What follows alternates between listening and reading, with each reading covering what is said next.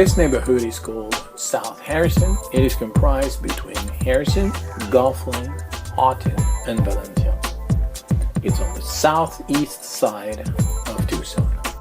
As you can see on the video, this is a pretty residential neighborhood. There is no businesses there.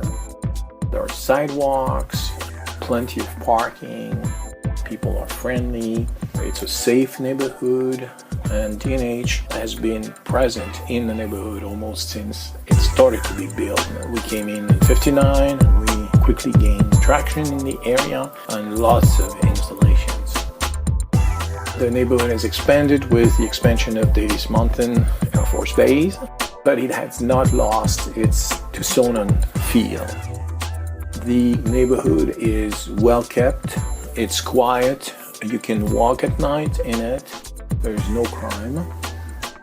You have to be mindful when you drive through of the kids because kids play outside. This is pet friendly, lots of dogs in the area.